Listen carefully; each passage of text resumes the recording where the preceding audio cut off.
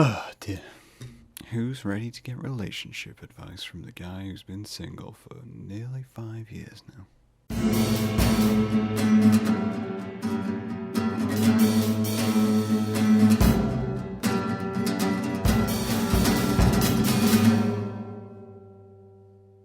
You listen up, couples, singles, everybody's.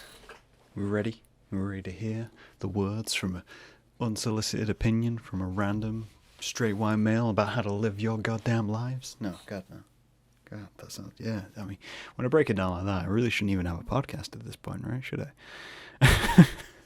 What do we need? Another person rambling in the bedroom about these things? No, we don't need that at all. You know, it's just opinion. I think I've said it many times before. This is actually a conflict I have with myself. It's a conflict of who am I to put an opinion out into the world? This is what we discussed with Jen and Paul, this whole idea of the ego of the artist. And I think I put a lot of philosophy into my life, whether I want to or whether I choose to, or whether that's just naturally me, is here and there. But I can't help but passing on my ideas and trying to explain things. And I think the reason I do that is because I've been through, so much of life anyway. I mean, I realize I'm very young. There's going to be a amount of people out there who are completely older than me and have more life experience than me. And look at this young kid who thinks he knows everything. And then there'll be a bunch of teenagers who'll be like, "Who the fuck's this old man? Why should we listen to him?" And you shouldn't. I'm not anybody. I'm just a person with a microphone who will put things out there. But what I realized is that I'm quite good at explaining things. So I thought I'd just explain some things in the hopes that maybe someone who has been through or is in situations which I've been through, we'll get some value out of it, I guess. I don't know. This is a weird interlude to the start of this, which I didn't really expect to take, but this is how this podcast goes. We chat around things. We talk around the conversation, as I tell the guests repeatedly. And that's why it's important to value the time which we have together. That makes it sound more like therapy. This isn't therapy, guys. If anything, it's a slight construct for a cult, but we'll get onto that another time, maybe in the future. But what was I saying? So we're on about relationships, right? We're on about people and relationships.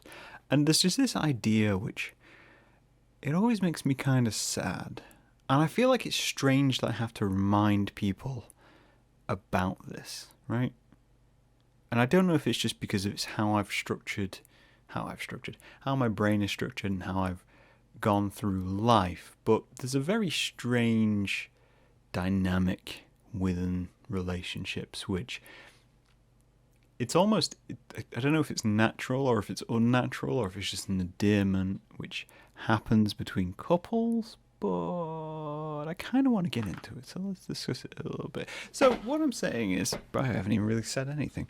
What I'm saying is this thing which happens when you get into a relationship and you're in your couple or you're in you're more than a couple, where you lose part of yourself, right? I think I discussed this partially in the sense that I said that you make concessions within a relationship, any relationship, even friendships. Any ship you're on, you're going to have to make concessions so the ship doesn't sink. I'm getting into nautical metaphors right now. So you have to make concessions, but what people tend to do is they make concessions to such an extent that people tend to stop being individuals within a relationship. And I feel like this is a thing which I personally notice quite a lot, but other people don't tend to. And I feel like maybe it also leans slightly into my own personality traits and what I view the world. But you see it quite a bit, especially I think the way people word it is usually along the lines of, there's always a strong person and a weak person in a relationship. The thing, and I don't believe that at all, right? I don't believe that at all. And you're just like, oh, well, no, there's always a dominant person. It's like, no, fuck that, right? Fuck that whole idea. There's no alpha and beta in a relationship. There's no confident one and unconfident one. There's no winner and loser. All of that is nonsense, right? All of that is just designed to make one person feel good and one person feel bad. It's also designed to make you codependent on one another. That's how that's structured. And it doesn't matter of genders, right? It doesn't matter of gender or sexuality or anything like that. People keep trying to apply this phrase to relationships and couples, which just doesn't actually work because it ignores the fact that people are chaos. People are independent individuals, and what you're attempting to do is adhere two personalities together in such a way that they form a bond and can basically, persist within society for the longest time period. That's what you're trying to do. That's what relationships are. Which sounds very clinical. I believe in romance, right? I believe in romance and caring and all these things, right? But that's the physical breakdown of it, of a relationship, if you want to get into it that way.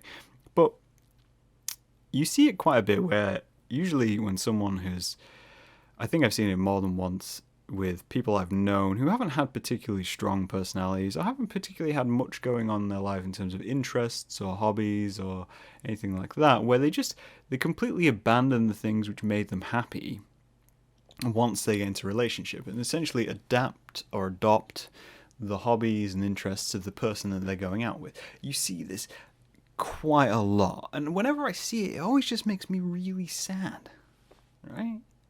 And I don't know if it's just me. Like, it makes me really sad because I'm watching these two people and I'm like, okay, great. It's fantastic that you're happy and you're together and you found someone who cares about you and you can be, persistent in a relationship. But what did you sacrifice to get there? You sacrificed your independence as a being because you just automatically did so. And I'm not saying you can't enjoy the same things. The reason you came together in the first place is because you have similar interests, I would have thought. But to completely just be taken on board by everything they have and then just try to replicate that in yourself just seems insane, right? To me, it seems like you're trying to build a personality where you didn't have a personality. And I don't think that's the case. I think, if anything, what you're actually trying to do is mask your own personality because in some way you're uncomfortable with it. And I don't think that's a healthy way of living, right? I may be shooting myself in the foot in terms of future dating and the world around me, but fully prepared to be single for the rest of my life following this podcast. Who was I talking to? Someone had seen one of my videos and they read one of the titles, which was my art is lying to you, and that's a good thing. Someone had seen that and said that sounds like the kind of thing which like a pretentious dick on Tinder would say. I'm like, yes, that's why that title is chosen. That's the way it is. But I fully respect the fact that I have a lot of personal information out there in terms of forms of these podcasts and a lot of opinion out there in terms of these forms of podcasts, which may see me being alone for the rest of my life. But don't worry, I've got potatoes, so we'll be fine. I've got potatoes and art. That's how I'll live my life. That may be the saddest thing I've ever said on this podcast.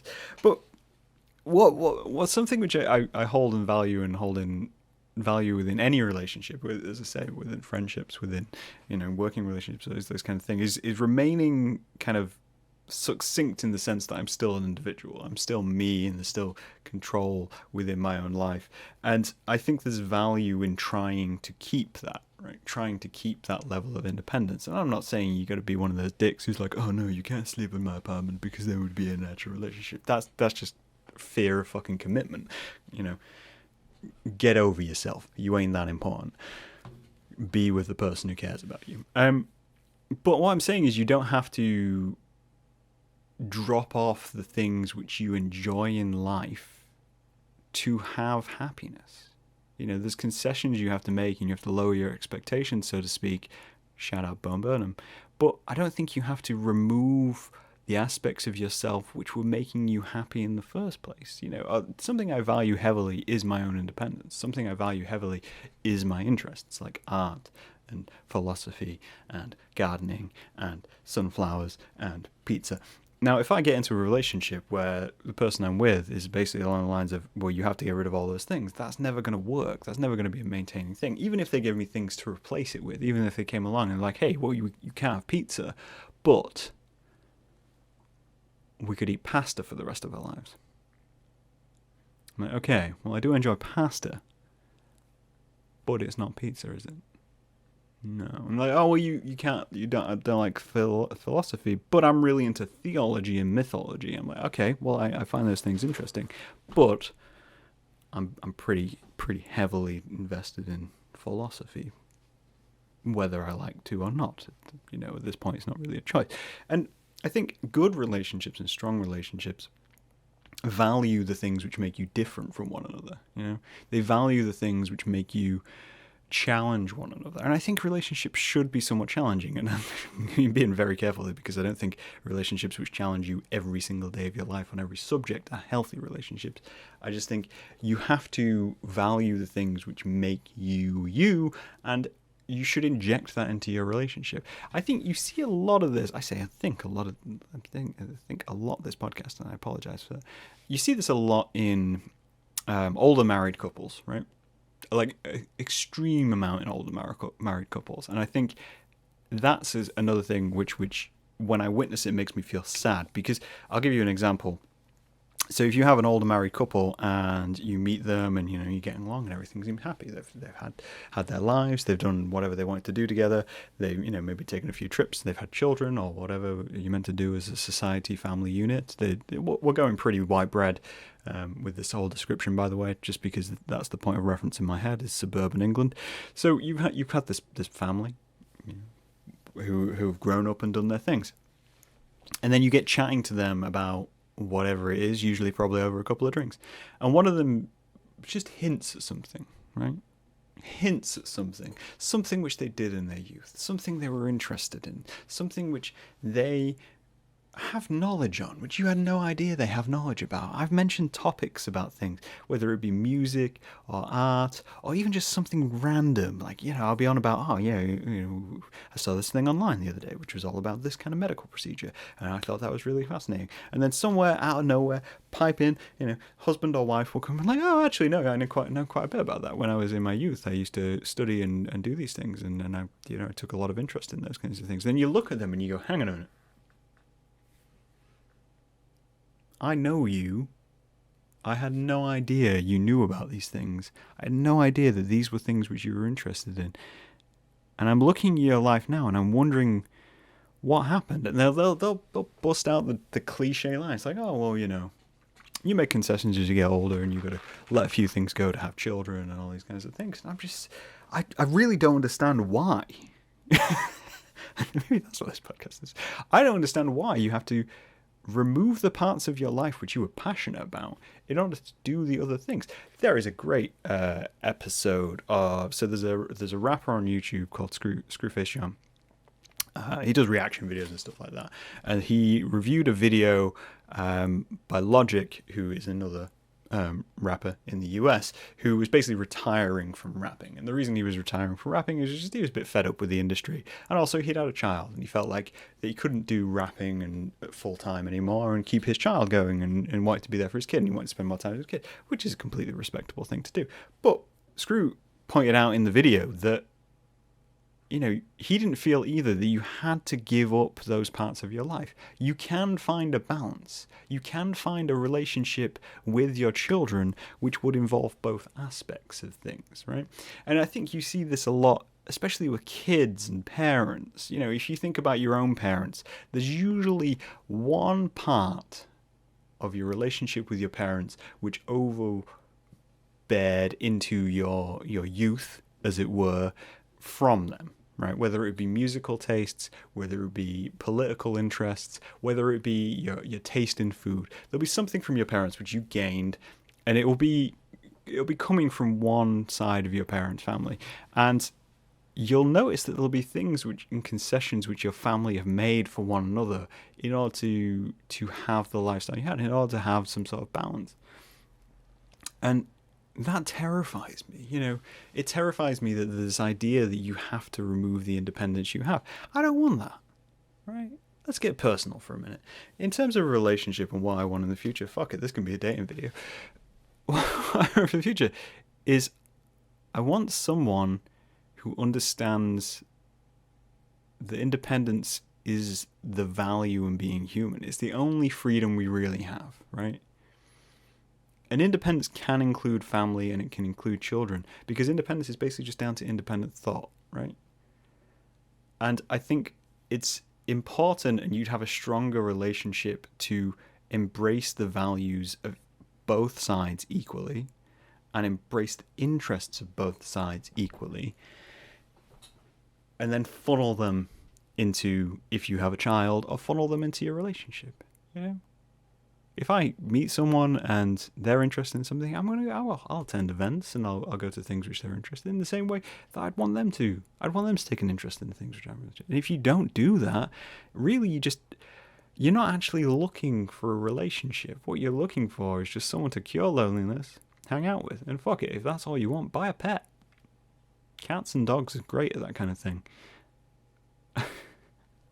I realize I may be insulting a lot of couples right now, but to be frank, I don't care, because I think that there's a better way to do your relationship if that is the case. If you're thinking about this and you're thinking, oh well, I've given up hobbies and all these kinds of things, it's like, really, okay, right, well, yeah, obviously you've seen them as small things which you've given up because you don't have time for anymore, but really, if you were to take them up, would your partner have an issue with it? And if they had an issue with it, why are they having an issue with it?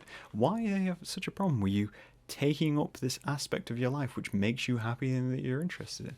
I guess what I'm trying to say is that, I don't want to live within someone else, and I don't want them to live within me either. That's a huge part of this. I don't want someone who wants to adhere themselves into me and become part of the thing which I have overall just to be part of that thing. I think that's a huge thing when you see, I think especially when you get online, I said I think so many times today, when you get online, like you get celebrities and you get, what's the word, artists and public figures, and they kind of like date one of their fans, right?